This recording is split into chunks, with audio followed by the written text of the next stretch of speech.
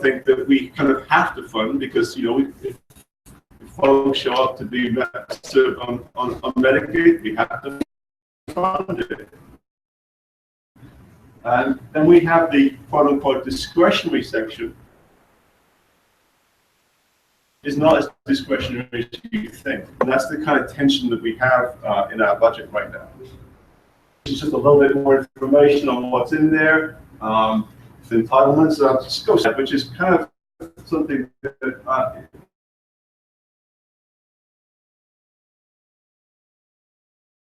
in some ways one of my favorites. In terms of the entitlement spend, bringing it in part of our budget, essentially, the Medicaid in the state has doubled. Just to just about 1.3 million, almost the state's population. I like to show this chart because we all consider Maryland to be an extremely wealthy state. 1 in every 4 folks in our state is on an income-based health system. Some of that expansion, some of that growth in the pocket of the state's own making. In the fiscal, for example, you may remember we expanded Medicaid coverage for the parents' Medicaid. That added over 100,000 people. In 2014, took advantage of the Federal Affordable Care Act and expanded the expanded coverage up to 100 federal poverty. We have 100,000 adults programs that were not on Medicaid just a few years ago, and that's the population that's at risk with is predominantly at risk that are being proposed at the federal level.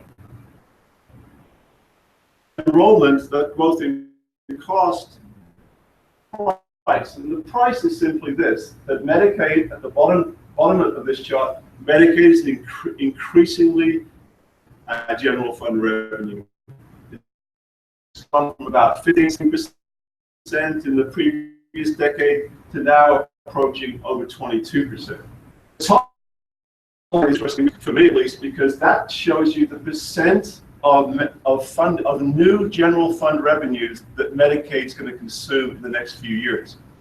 So for every that we get in general fund revenue in fiscal 19, for example, 50%, 50 cents of every new dollar has to support Medicaid.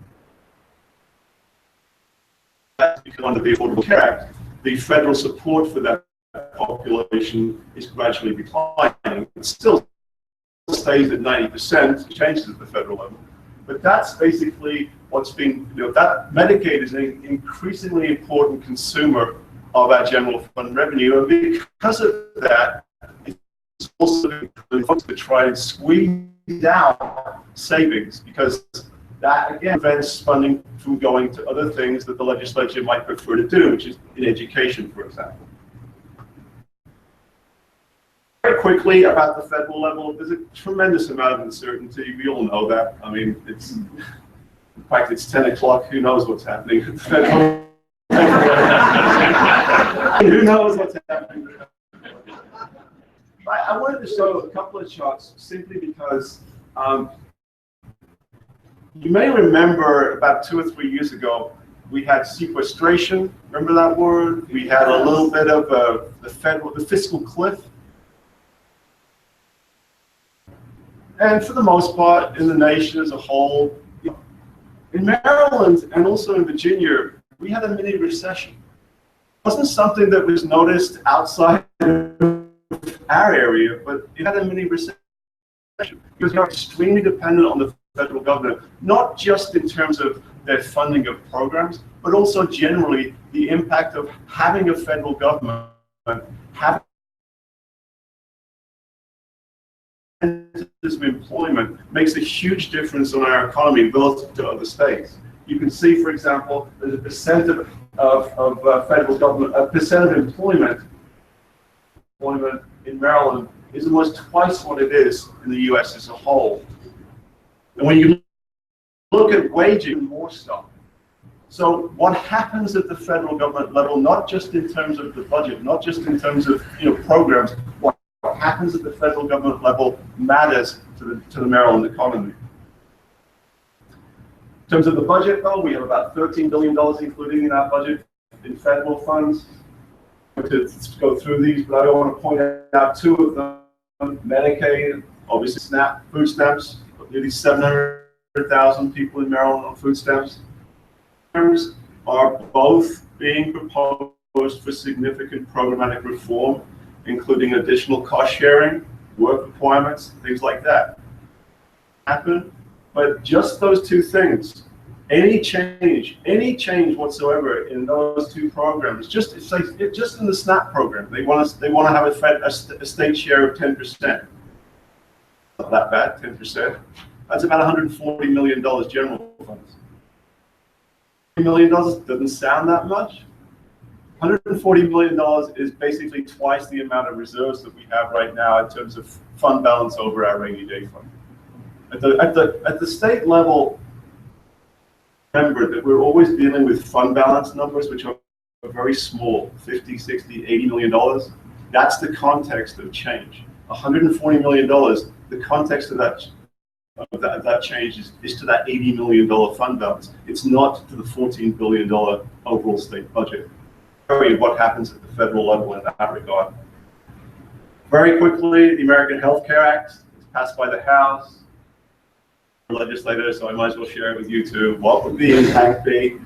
This is just the impact on our state budget for the expansion population change.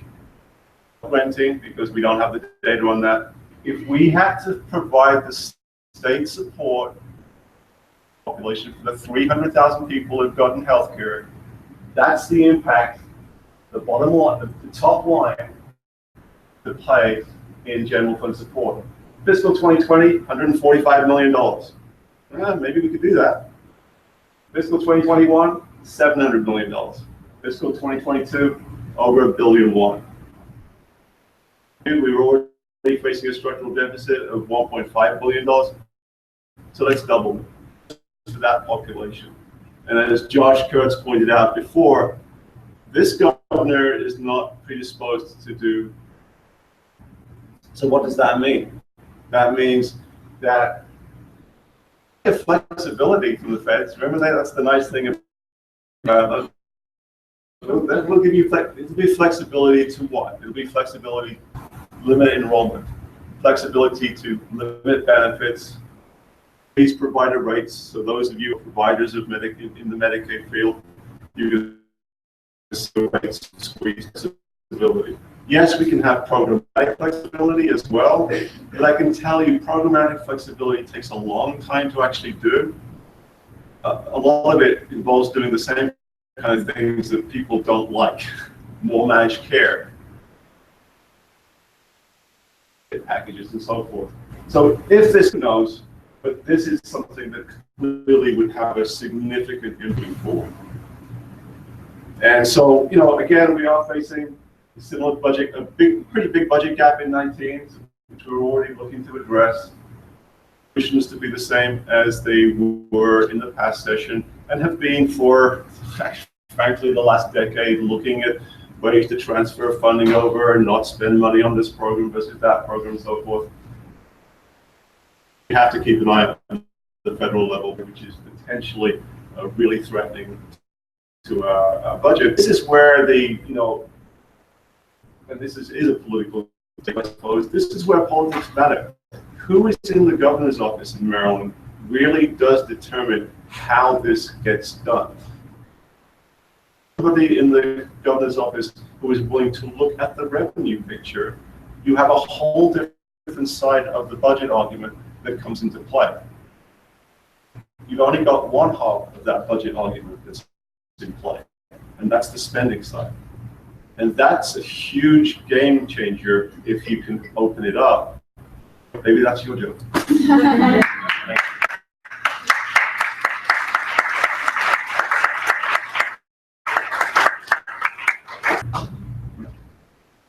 Thank you so much. Very illuminating and somewhat troubling, and just makes me so glad that we're here today strategizing together on, yes, that is our job. We'll be working on that, both in terms of public policy, public opinion, and now.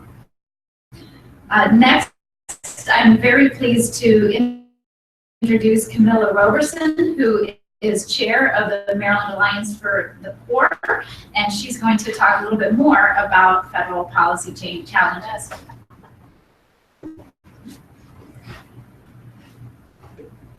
Good morning. Good morning. All right, good. The caffeine might be kicking in.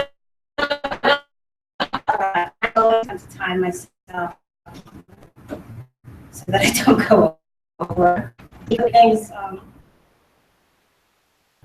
for being here, and thank you, Henry and Heather, for giving me freedom to talk. Can go other way, letting you know. So when I asked you to talk about federal policy challenges to our advocacy, which is on improving quality of life for all Marylanders, my first response was everything. Everything coming down from this administration right now is a threat to any progress that Maryland has made in the last few decades. And it threatens to undermine progress. I also made 2 of my interns pull all of the information because every day, every few hours, something new has come down. For instance, we now have an infrastructure plan. I can't talk about that. I don't know what the effects are. I just heard about it this morning. So to highlight a few of the challenges on my radar, I'm going to apologize in advance because of the sheer number. I didn't get all this. If you want my nice little outline where I just started taking out stuff, being like, well, the arts are under attack, but I can't talk much about that, right? I'm happy to share it.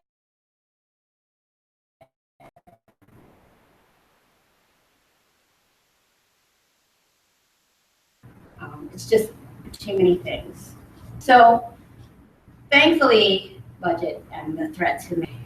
Budget proposals really are policy priorities are for an administration. Trump administration's budget proposal has shown us is that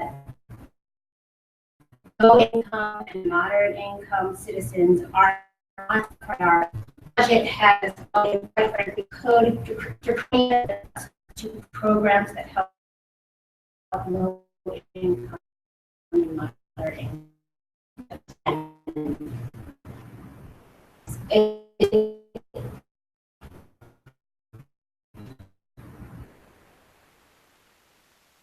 Almost from those programs.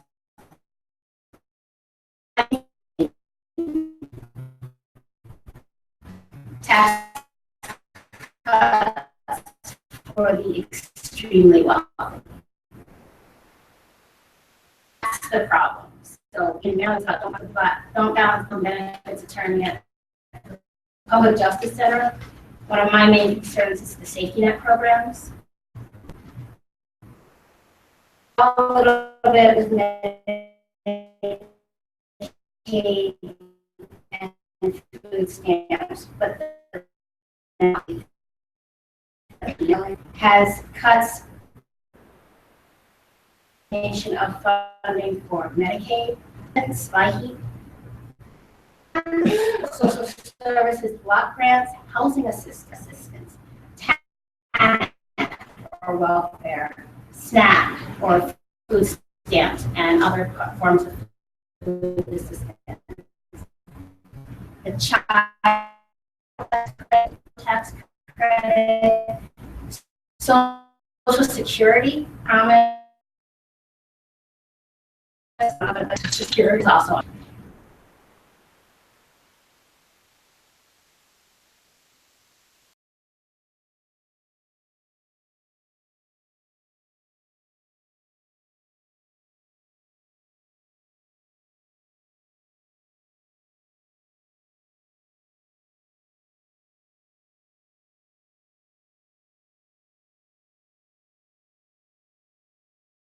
And it's going to be wild.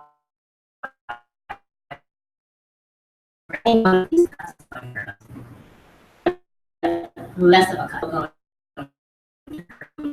moderate, not making over the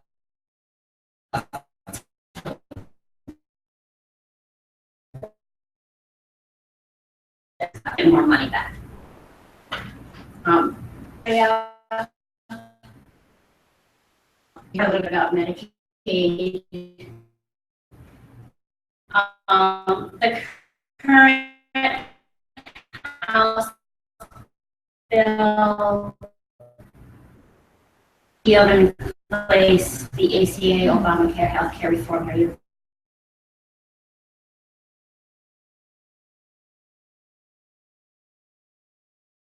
talk about it? Is inadequate. Is that we're going to cost and get you better, but it is the people. Even access over 20 whose health insurance and that is hot pocket health costs looks like that's what we subsidy insurance put more on you. It weakens protections for persons with pre-existing conditions, and you think of it that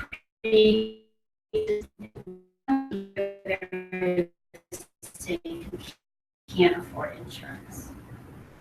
Try to get into these high-risk pools, which don't work. And you will have cuts to Medicaid, and also what Medicaid. I call that. I remember back in 2010, you were talking about this is what we're looking at, because like this is suddenly care will be cut, quality care. People will not be able to access this comprehensive health.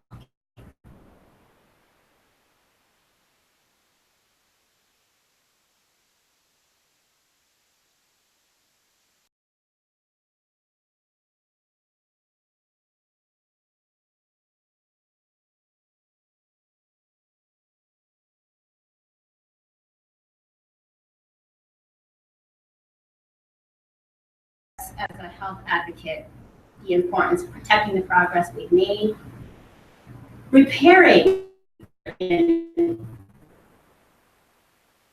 Obamacare has 10 years working on the.